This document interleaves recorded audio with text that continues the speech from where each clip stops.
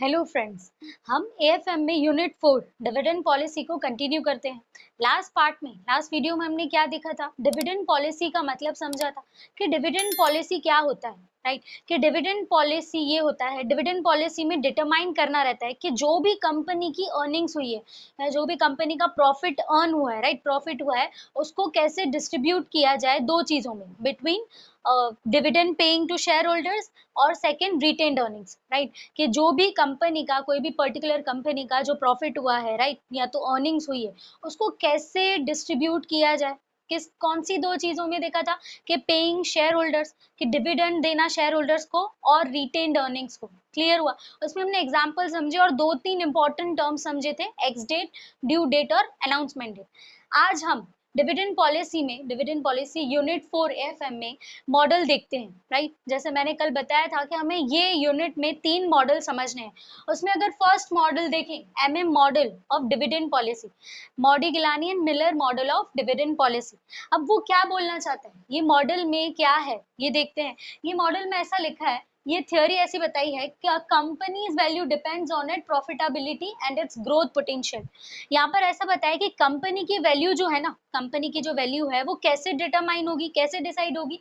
Depend किस पे होती है? उसकी प्रॉफिटेबिलिटी पे। मतलब कंपनी कितना प्रॉफिट अर्न कर रही है, उसके बेसिस पे कंपनी की वैल्यू डिसाइड होती है, राइट? और उसके ग्रोथ पोटेंशियल की वजह से, मतलब ये दो चीज पे, ये दो, इट्स प्रॉफिटेबिलिटी, मतलब कंपनी की प्रॉफिटेबिलिटी, और ग्रोथ पोटेंशियल, ये दो पे कंपनी की वैल्यू डिपेंड है, राइट? और ऐसा भी बोला है, but not on how it borrows money, right, borrows money and how it pays dividend. मतलब कंपनी की वैल्यू किस पे डिपेंड है? एक तो उसके प्रॉफिटेबिलिटी पे और एक उसके रिस्क रेट पे। ये दो चीज पे कंपनी की वैल्यू डिपेंड होती है, राइट? लेकिन ऐसा बोला है कि कंपनी कैसे अपना कैपिटल स्ट्रक्चर डिसाइड कर रही है। कैपिटल स्ट्रक्चर, वो कंपनी अपना कैपिटल स्ट्रक्चर कैसे बना रही है, राइट? उसका डेट इक्विटी रेशियो क्या है, कितना मनी वो बोरो कर रही है, और हाउ इट पेज डिविडेंड, कि वो कंपनी डिविडेंड कैसे पे कर रही है। इन दो चीजों पे जो है कंपनी की वैल्यू जो है डिपेंड नहीं करती। मतलब इसका मतलब यही होता है कि ये जो है how it pays dividend, debt और इक्विटी के रेशियो में कोई भी चेंजेस आ जाए, राइट, डेट और इक्विटी के रेशियो में चेंजेस आ जाए, या कंपनी डिविडेंड पे करना बंद कर दे, या ज्यादा डिविडेंड दे या कम डिविडेंड दे, राइट, उसकी वजह से कंपनी की वैल्यू में कोई चेंजेस नहीं आएंगे। क्लियर हुआ? क्या बता रहे हैं यहाँ पर? क्या companies value depends on it's profitability and it's growth potential. ये दो फैक्टर्स पे, ठीक है, ये दो फैक्टर्स पे कंपनी की वैल्यू डिपेंड होती है, राइट? कि अगर प्रॉफिट बढ़ेगा तो कंपनी की वैल्यू बढ़ जाएगी। मतलब ये दो चीजों पे कंपनी की वैल्यू डिपेंड रहती है, राइट? लेकिन कौन सी दो चीजों पे नहीं रह रही है? वो ये है कि कैसे कैसे जो है वो कंपनी बोरो कर रही है मनी, मतलब वो कंपनी का डेट और इक्विटी रेशियो क्या है, और वो कंपनी कैसे डिविडेंड पे कर रही है, राइट? तो डिविडेंड अगर वो कंपनी पे कर रही है या नहीं कर रही है, उसकी वजह से वो कंपनी की वैल्यू चेंज नहीं होगी। ऐसा किस में लिखा है? ऐसा बताया गया है एमएम मॉडल के अकॉर्डिंग। ये है एमएम मॉडल के अकॉर्डिंग थ्योरी। अब जैसे एग्जांपल से ही समझे कि कोई कंपनी एक्स है, उनका जो प्रॉफिट है वो कितना है? $1 लाख, राइट? और वो कंपनी के पास वैल्यूएबल असेट्स भी है, वो कंपनी के पास वैल्यूएबल असेट्स भी है, और वो कंपनी जो है कितना प्रॉफिट बना रही है? $1 लाख, राइट? यहाँ ऐसा लिखा है कि चेंजिंग फाइनेंसिंग और डिविडेंड प्लान्स, के फाइनेंसिंग और डिविडेंड प्लान्स में चेंज करने से want change companies x value. तो कंपनी डिविडेंड प्लान्स या तो फाइनेंसिंग प्लान्स चेंज कर दे, उसकी वजह से कंपनी एक्स की वैल्यू चेंज नहीं होगी। इट इज कम्प्लीटली डिपेंड किस पे? कंप्लीटली वो प्रॉफिट पे है, राइट? क्या लिखा है? It's value comes from its profitability and assets. ये कंपनी एक्स का जो प्रॉफिट है, राइट, कंपनी एक्स जो है वो प्रॉफिट बना रही है $1 लाख का, और वो कंपनी के पास वैल्यूएबल असेट्स भी है। तो ये दो चीजों से कंपनी की वैल्यू डिसाइड होती है, या तो वो कंपनी की वैल्यू डिपेंड होती है, राइट?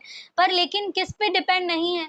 कि वो कंपनी अपना फाइनेंसिंग या तो डिविडेंड प्लान्स चेंज कर दे, राइट? डिविडेंड में या फाइनेंसिंग में कोई भी चेंजेस करे, उसकी वजह से कंपनी की वैल्यू में कोई चेंज नहीं आती। ये थियोरी किसके अकॉर्डिंग है? MM model of dividend policy. अब इसके हमें प्रैक्टिकल एग्जांपल्स देखने हैं कि हमें पता चले कि इसमें जो बताया गया है कि डिविडेंड पे करने से या नहीं पे करने से कंपनी की वैल्यू चेंज नहीं होती, राइट। तो वो कैसे पता चलेगा, हमें क्या फाइंड करना है, कंपनी की वैल्यू फाइंड करना है, ठीक है, कि company value of the firm हमें फाइंड करनी है, राइट। तो उसके लिए हमें 3 स्टेप्स करने पड़ेंगे, 3 स्टेप्स करने पड़ेंगे। सबसे पहले हमें फाइंड करना पड़ेगा प्रेजेंट वैल्यू ऑफ शेयर, मतलब P1। सबसे पहले हमें क्या फाइंड करना पड़ेगा, प्रेजेंट वैल्यू ऑफ शेयर, जिसे बोला जाता है P1। उसके बाद अगर P1 मिल जाता है, फिर उसके बाद हमें फाइंड करना है number of shares, number of shares means M, right, कि सेकेंड हमें क्या फाइंड करना है, नंबर ऑफ शेयर्स। उसके बाद ये दो चीजें मिल जाएगी, मतलब present value of shares and second step क्या है, नंबर ऑफ शेयर्स। जब हमें ये दो चीजें मिल जाएगी, उसके बाद हमें क्या मिलेगा, वैल्यू ऑफ फर्म, राइट। इसके बाद हमें क्या मिलेगा, वैल्यू ऑफ द फर्म। अब जैसे हमें चेक करना है, जैसे MM मॉडल बोल रहा है, ठीक है, MM मॉडल बोल रहा है कि डिविडेंड पे करने से या नहीं करने से कंपनी की वैल्यू चेंज नहीं होती। तो सबसे पहला हम इसमें 2 अलग स्टेप करने पड़ेंगे, 2 अलग पार्ट करने पड़ेंगे। पहला जो पार्ट होगा उसमें ऐसा होगा कि व्हेन कंपनी पेज डिविडेंड, कि जब कंपनी डिविडेंड पे कर रही है तब वो कंपनी की या फर्म की वैल्यू कितनी है। और सेकेंड पार्ट ये सॉल्व करना पड़ेगा कि व्हेन कंपनी डज नॉट पे डिविडेंड, कि जब कंपनी जो है डिविडेंड पे नहीं करेगी तब वैल्यू ऑफ फर्म की वैल्यू, वो कंपनी की वैल्यू कितनी होगी। अब वो 2 स्टेप में क्या डिफरेंस आएगा, यही आएगा कि जहाँ डी लिखा है, right, D means what, dividend. D का मतलब क्या होता है, डिविडेंड होता है, राइट। तो डिविडेंड पे जब भी कंपनी डिविडेंड पे कर रही, तो क्वेश्चन में जितना भी डिविडेंड बताया गया है वो डी की जगह पे लिखा जाएगा, राइट। कब, जब कंपनी डिविडेंड पे करेगी तब। लेकिन अगर सेकेंड हमें पार्ट फाइंड करना है कि when dividend is not paid, ठीक है, कि जब डिविडेंड पेड नहीं है, ठीक है, जब कंपनी ने डिविडेंड पे नहीं किया, तब डी पे क्या लिखा जाएगा, तब डी पे लिखा जाएगा 0।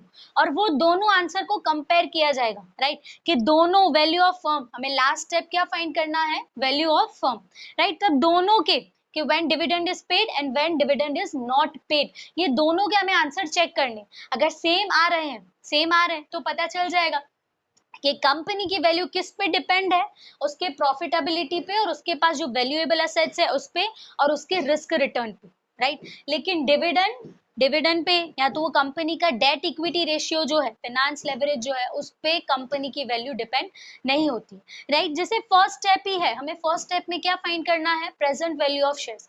प्रेजेंट वैल्यू ऑफ शेयर्स जिसे बोला जाता है P1 की फॉर्मूला है P0 multiply 1 plus KE minus D1, कि जहां पर P1 क्या है, P1 को बोला जाएगा मार्केट प्राइस एट एंड, ठीक है, एंड पे मार्केट प्राइस कितनी है शेयर्स की, राइट। P0 बोला जाएगा market price at beginning, right. Then KE जो है, KE हमें पता है इक्विटी रेट, इक्विटी या रिस्क रेट जो क्वेश्चन में दिया जाएगा वो हम लिखेंगे KE पे। और सेकंड स्टेप जो है कि नंबर ऑफ शेयर्स, वो कंपनी के पास टोटल नंबर ऑफ शेयर्स कितने हैं, जैसे हम बोलते हैं M, राइट, कि M से अगर डिनोट करें तो M is equal to number of shares, अगर फाइंड करना है तो उसकी फॉर्मूला आएगी I minus ND1 divide by P1, कि जहां पर I क्या होता है, I है टोटल इन्वेस्टमेंट, राइट, I क्या होगा, टोटल इन्वेस्टमेंट। E क्या है, टोटल अर्निंग्स, वो कंपनी की टोटल अर्निंग्स, मतलब वो कंपनी का टोटल प्रॉफिट कितना है वो लिखेंगे हम E पे। ND1 मतलब टोटल डिविडेंड पेड, कंपनी ने कितना टोटली कंपनी ने कितना डिविडेंड पे किया, वो कहाँ लिखा जाएगा, ND1 डिवाइड बाय P1 हमें पता है again market price at end. Then last step जो है कौन सा है, कि हमें कंपनी की वैल्यू फाइंड करनी, मतलब वैल्यू ऑफ द फर्म, जिसे बोला जाएगा NPO। अब NPO की फॉर्मूला क्या आती है, 1 multiply N plus M multiply P1, right, then minus I plus E divide by 1 plus KE। जैसे हमें पता है कि I क्या है इन्वेस्टमेंट्स है, E क्या है टोटल अर्निंग्स है, राइट। N जो है वो क्वेश्चन में मेंशन किया गया होगा, राइट, एंड देन M, यहाँ पे जो हमें नंबर ऑफ शेयर्स मिलेंगे, ठीक है, नंबर ऑफ शेयर्स की जो वैल्यू मिलेगी वो हम कहाँ लिखेंगे, M पे। तो ये 3 स्टेप्स करके हमें क्या पता चलेगा, फर्म की टोटल वैल्यू पता चलेगी। तो ऐसे हमें ये 3 स्टेप्स 2 बार रिपीट करेंगे। पहला कौन सा होगा कि व्हेन डिविडेंड इज पेड, ठीक है, तो जो भी डिविडेंड की अमाउंट क्वेश्चन में लिखी गई होगी वो हम डी पे लिखेंगे, राइट, 2 स्टेप में जहाँ हमें डी पे लिखना है। और सेकेंड जो सेकेंड टाइम हम जब करेंगे कि when dividend is not paid, तो क्या होगा, तब हम लिखेंगे डी पे जीरो, तब डी पे क्या लिखा जाएगा, जीरो लिखा जाएगा। क्यों? क्योंकि डिविडेंड पे नहीं किया है। तो वैसे ही जैसे थियरी समझी, अब एमएम मॉडल का एक एग्जांपल देख लेते हैं कि उससे पता चल जाएगा कि एमएम मॉडल जो है वो सही है या तो गलत। जैसे हमने थियरी समझी कि MM model of dividend policy क्या होता है, राइट।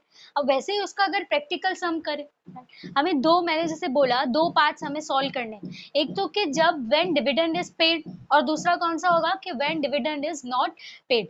तो यही तीन स्टेप्स हमें क्या करना है, रिपीट करना है। यही तीन स्टेप्स को हम दो बार रिपीट करें। तो अगर क्वेश्चन पे जाए, क्वेश्चन में लिखा हुआ है, फर्स्ट क्वेश्चन जो है, एक company limited as a 5,000 equity shares of 10 rupees each on 1 April 2090।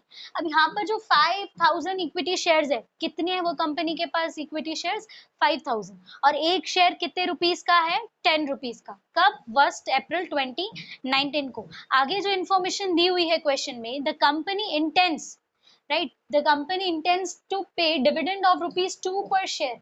मतलब यहाँ पर डिविडेंड दिया हुआ है, राइट, कि डी जो है वो दिया हुआ है, कितना है, ₹2 पर शेयर ऑन 31 मार्च 2020। आगे लिखा है the capitalization rate is 15%, right. ये जो के ई जो है, के ई भी कितना दिया हुआ है, 15%। सारी इंफॉर्मेशन क्वेश्चन में प्रोवाइडेड है। आगे लिखा है using MM model suggest that whether it will impact on the value of firm in case of first when dividend is paid, और second when dividend is not paid, right, कि क्या कोई impact आएगा, ठीक है, वैल्यू ऑफ द फर्म में क्या कोई इम्पैक्ट आएगा दोनों केसेस में।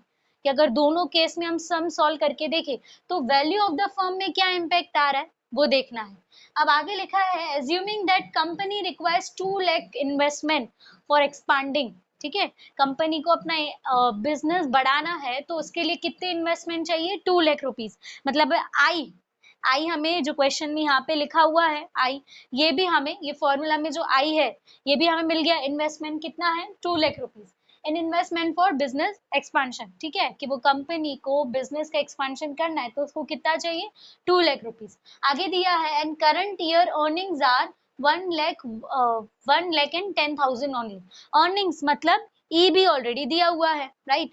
तो अगर देखें हमें P1 तो फाइंड करना ही है। फर्स्ट स्टेप क्या है, प्रेजेंट वैल्यू ऑफ शेयर। अगर यहाँ पर लिखे कि हम पहले कैसे फाइंड करें, दो केस में हमें फाइंड करना है, ठीक है। फर्स्ट केस कौन सा दिया हुआ है, पेमेंट ऑफ डिविडेंड, राइट। तो व्हेन डिविडेंड इज पेड, उसमें अगर फर्स्ट स्टेप देखें कि प्रेजेंट वैल्यू ऑफ शेयर, मतलब P1 हमें ढूंढना है कि जहां पर के ई मैंने बोला 15%, क्वेश्चन में दिया हुआ है कि कैपिटलाइजेशन रेट जो है वो कंपनी का वो कितना है, 15%। या तो अगर रिस्क रेट भी बोले तो वो कौन सा होगा, के ई, राइट। और डिविडेंड भी दिया हुआ है 2 रुपीज पर शेयर। मेन बात आती है पीओ की, कि पीओ कहाँ पर है। क्वेश्चन में लिखा था पहले स्टार्टिंग लाइन के 5,000 इक्विटी शेयर्स है वो कंपनी के पास, और एक शेयर कितना है, ₹10, राइट, कि ₹10 पर शेयर ईच, राइट, कि एक शेयर कितने रुपीस का है, 10 रुपीस का। तो बिगिनिंग पीओ क्या होता है, मार्केट प्राइस एट बिगिनिंग, मतलब वो शेयर की मार्केट प्राइस स्टार्टिंग में कितनी है, शेयर की मार्केट प्राइस स्टार्टिंग में कितनी है, वो क्या है, पीओ, राइट। पीओ है कि P0 कितना दिया हुआ है, P0 दिया हुआ है ₹10, मतलब पीओ पे लिखा जाएगा, P0 पे लिखा जाएगा 10, राइट। 1 प्लस के ई पे जैसे मैंने बोला कि 15%, और डी पे क्या लिखा जाएगा, 2 रुपीज, राइट। क्वेश्चन में दिया हुआ था कि वो कंपनी कितना डिविडेंड पे करेगी, 2 रुपीज पर शेयर। तो अगर ये फॉर्मूला में सारी चीजें रखी जाए तो हमें P1 मतलब प्रेजेंट वैल्यू ऑफ शेयर की प्रेजेंट वैल्यू, मतलब मार्केट प्राइस एट एंड, ठीक है, एट द एंड वो शेयर की वैल्यू क्या है, P1 हमें मिल जाएगा। तो अगर फॉर्मूला में रखे, ठीक है, कि P0 पे क्या दिया हुआ है, 10 रुपीज पर शेयर, राइट। एक शेयर कितने रुपीज का है, 10 रुपीज का है। देन 1 प्लस के ई क्या है, 15% है, 15% है, राइट। के ई कैपिटलाइजेशन रेट जो दिया हुआ है क्वेश्चन में वो कितना है, 15%। तो 15 डिवाइड बाय 100 करे क्या आ जाएगा, 0.15, राइट, 15 डिवाइड बाय 100। अब माइनस क्या करना है, डिविडेंड को अगर माइनस करें, डिविडेंड कितना दिया हुआ है 2 रुपीज पर शेयर। अब जब इसे सॉल्व करेंगे तो आंसर आएगा 9.5। आंसर क्या आएगा 9.5। हमारा P1 स्टेप 1 जो है, P1 हमारा कितना आया 9.5। राइट, अब सेकेंड स्टेप जो है नंबर ऑफ शेयर्स, ठीक है, नंबर ऑफ शेयर्स मतलब m हमें फाइंड करना है। अगर m फाइंड करना है, उसकी फॉर्मूला है i माइनस ब्रैकेट में e minus n d1 divide by p1। Right, p1 अभी हमें मिल गया 9.5, p1 हमें मिला 9.5। i पे क्या लिखा जाएगा, इन्वेस्टमेंट्स, ठीक है, वो कंपनी को कितना इन्वेस्टमेंट चाहिए 2 लाख रुपीज। ई पे क्या आएगा, राइट, ये फॉर्मूला जो है ई पे क्या आएगा, अर्निंग्स, वो कंपनी की अर्निंग्स कितनी हुई 1,10,000। एन पे क्या लिखा जाएगा, अब यहाँ पर एन पे लिखा जाएगा 5,000 इक्विटी शेयर्स। ठीक है, ये ND1 क्या होता है, टोटल डिविडेंड पेड।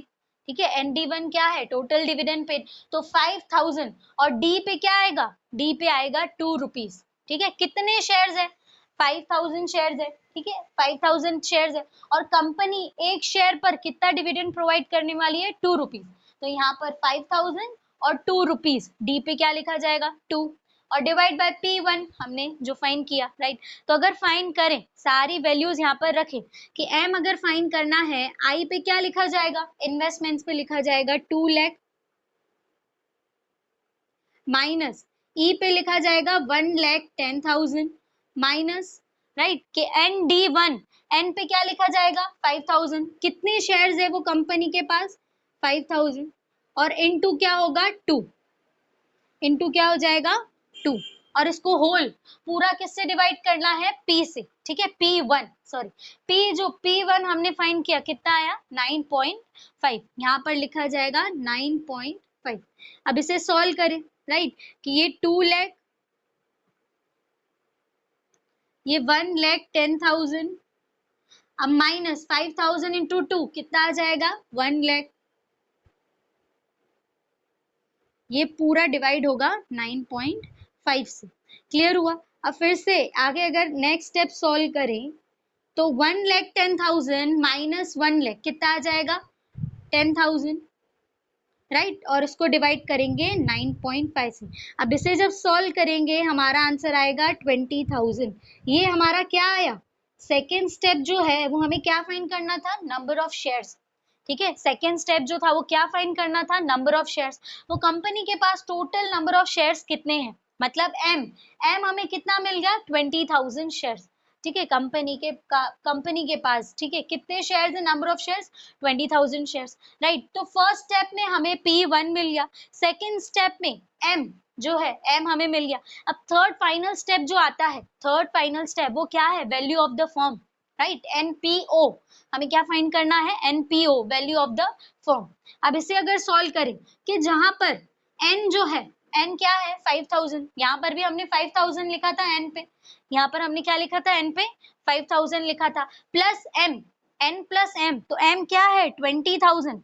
ठीक है, M क्या है 20,000। हमने अभी सेकेंड स्टेप में फाइंड किया कि नंबर ऑफ शेयर्स, कंपनी के पास टोटल नंबर ऑफ शेयर्स कितने हैं 20,000। अब मल्टीप्लाई P1 भी हमने फाइंड किया 9.5, यहाँ पर जो दिया हुआ है multiply P1 9.5 minus I plus E, मतलब इन्वेस्टमेंट में से अर्निंग माइनस के, इन्वेस्टमेंट कितना दिया हुआ है 2 लाख रुपीस और अर्निंग्स भी हमें दी हुई है 1,10,000। अब डिवाइड करेंगे 1 प्लस के ई से, जहां पर के ई पे क्या लिखा जाएगा, अगेन 0.15, यहाँ पर लिखा था कि 15 डिवाइड बाय 100, क्वेश्चन में कैपिटलाइजेशन रेट जो प्रोवाइडेड था वही। राइट, तो अगर लिखे कि 1 multiply n plus m, right, n क्या है 5,000, राइट, n क्या है 5,000 और ये कितना है 20,000, मतलब यहाँ पर लिखा जाएगा 5,000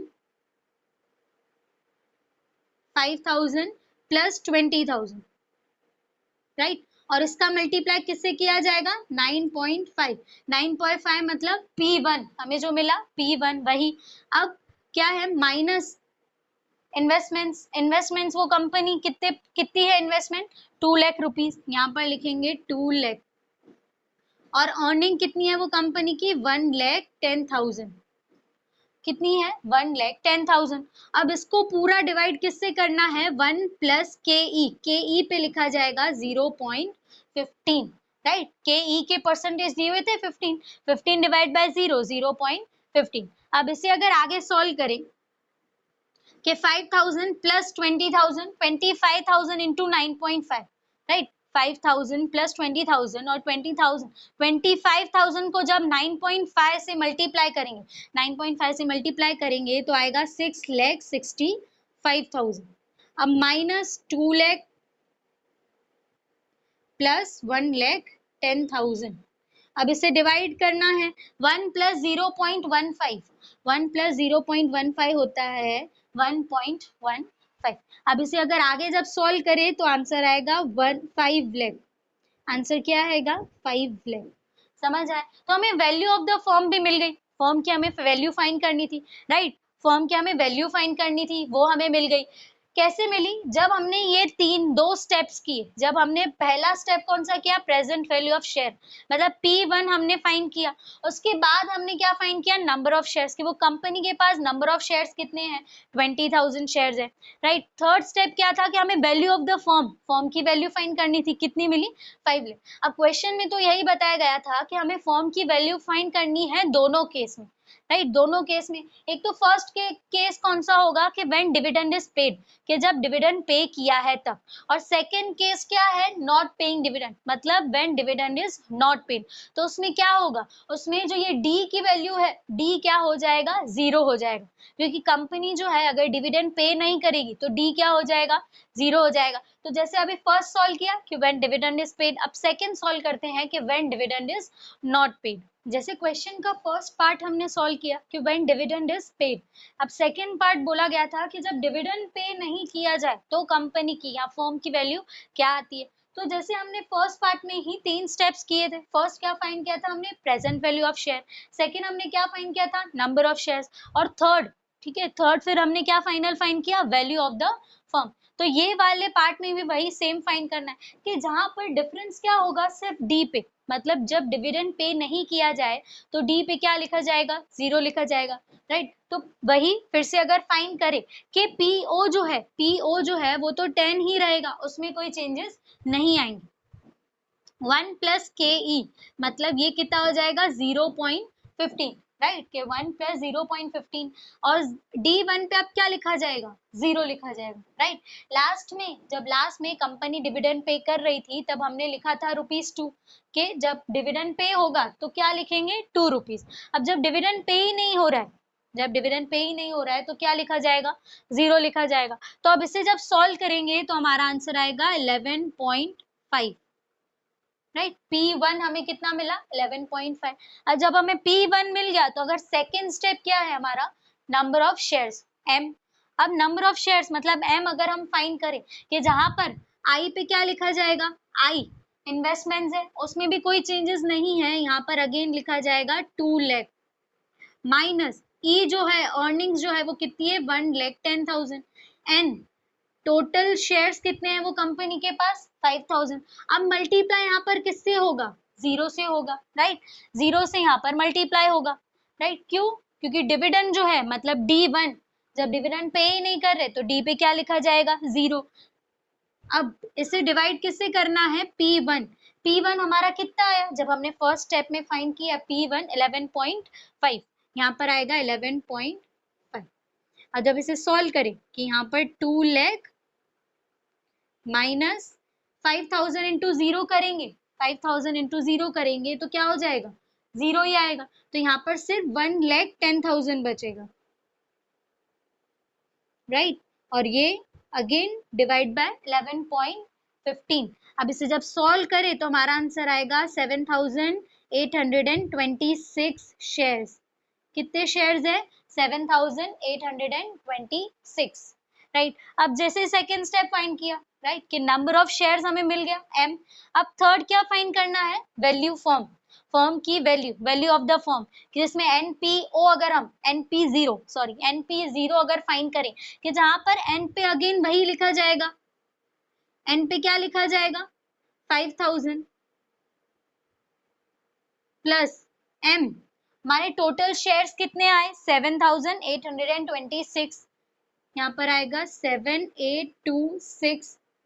P1, P1 हमें कितना मिला, P1 हमें जो है वो मिला 11.5, P1 हमें मिला 11.5 माइनस आई प्लस ई, माइनस आई प्लस ई के इन्वेस्टमेंट्स कितने हैं 2 लाख रुपीस, और ई कितना है अर्निंग्स, टोटल कंपनी की अर्निंग्स कितनी है 1,10,000, तो यहाँ पे लिखा जाएगा -2 लाख प्लस 1,10,000। अब इसे डिवाइड किसे करना है 1 प्लस 0.15, 1 प्लस 0.15। तो अब इसे जब पूरा सॉल्व करेंगे तो हमारा आंसर क्या आएगा 5 लाख, हमारा आंसर क्या आएगा 5 लाख। तो देखो जब डिविडेंड पे किया था तो हमारा वैल्यू ऑफ द फर्म की हमारी वैल्यू कितनी आई थी 5 लाख आई थी, और अभी जब हमने डिविडेंड पे नहीं किया मतलब डी पे क्या लिखा 0 लिखा, यहाँ पर भी डिविडेंड पे क्या लिखा 0 लिखा, तब भी हमारी फर्म की वैल्यू कितनी आई, फर्म की वैल्यू हमारी आई 5 लाख। तो क्वेश्चन में तो यही पूछा था ना कि फर्म की वैल्यू फाइंड करनी है, राइट, कि weather it will impact on the value of the firm in case of dividend is paid और डिविडेंड इज नॉट पेड। तो क्या वैल्यू ऑफ द फर्म पे कोई इम्पैक्ट आएगा, कोई चेंजेस आएंगे, तो कोई भी चेंजेस नहीं आएंगे। जैसे हमने थ्योरी में समझा कि एमएम मॉडल के अकॉर्डिंग क्या है, एमएम मॉडल के अकॉर्डिंग ये है कि डिविडेंड जो वैल्यू ऑफ द फर्म है वो किस पे डिपेंड रहती है, कंपनी के प्रॉफिट पे, राइट, उसके प्रॉफिट पे और उसके रिस्क रिटर्न पे। लेकिन किस पे डिपेंड नहीं होती है, एक तो ये डिविडेंड, कोई भी डिविडेंड और फाइनेंसिंग डिसीजंस है, या वो फर्म के या तो वो कंपनी के डेट और इक्विटी रेशियो है, राइट, उस पे वो जो है वैल्यू ऑफ द फर्म जो है वो डिपेंड नहीं है। वो हमने देखा कि जब डिविडेंड पे हो रहा था तब भी फर्म की वैल्यू कितनी आई 5 लाख आई, अब जब डिविडेंड नहीं पे हो रहा है तब भी फर्म की वैल्यू कितनी आ रही है 5 लाख आ रही है। तो जैसे आज हमने फर्स्ट मॉडल डिविडेंड पॉलिसी का first model MM model complete किया, अब आगे की वीडियोस में हम नेक्स्ट मॉडल देखेंगे। Thank you.